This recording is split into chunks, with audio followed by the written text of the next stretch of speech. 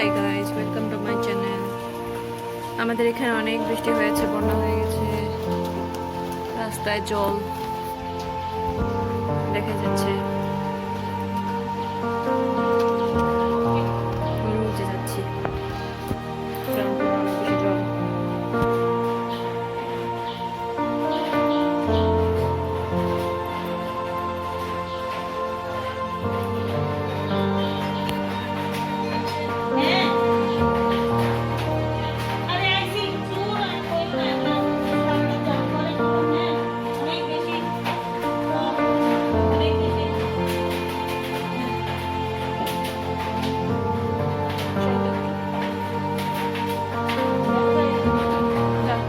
তুমি দরজাটা খুলে রাখো, আর যাইতো না।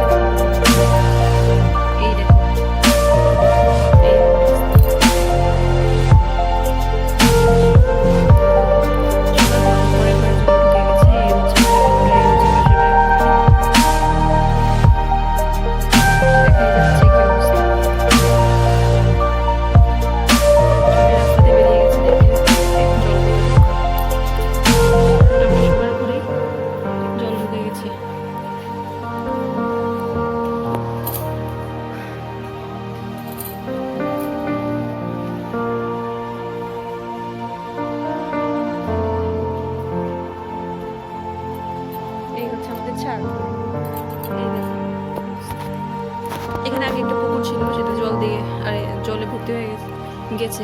যদিও পুকুরটা ভরাট করে নেওয়া হয়েছিল মাটি দিয়ে, কিন্তু তাও জল জমে গেছে। এই হচ্ছে কন্ডিশন, আগরতলার কন্ডিশন। তবে রাস্তা থেকে জল একটু পরেই কমে যাবে, কিন্তু ঘরের ভেতরে যেসব জল ঢুকেছে, আমি তো আমাদের একটা ঘরের দরজা খুলিনি এখনো। আমাদের 3টা রুমের নিচে 1 2 3 5টা রুম আছে। 5টা রুমের ভিতরে সবগুলিতে জল ভরা। তো আমরা কালকে ঘরে ছিলাম না, তো ঘরে আসার পরে এই কন্ডিশন দেখতে পাই, আর দরজাই খুলিনি।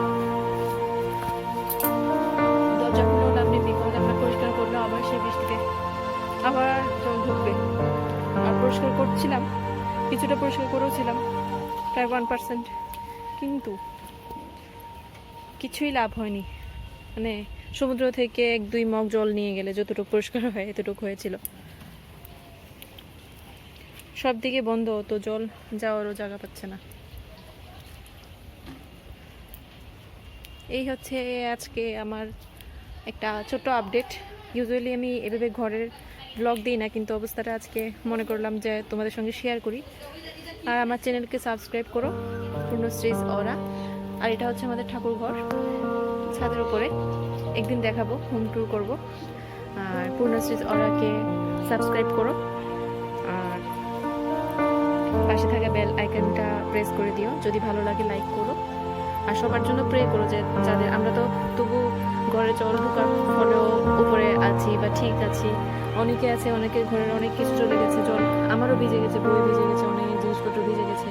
আমাদের এমন হয়েছিল এক দুবার যে সব কিছুই, বই স্পেশালি ভিজে চলে গিয়েছিল। তো এরকম অনেকেই আছে যাদের ঘরবাড়িও মানে ভেসে চলে গেছে, খাওয়ার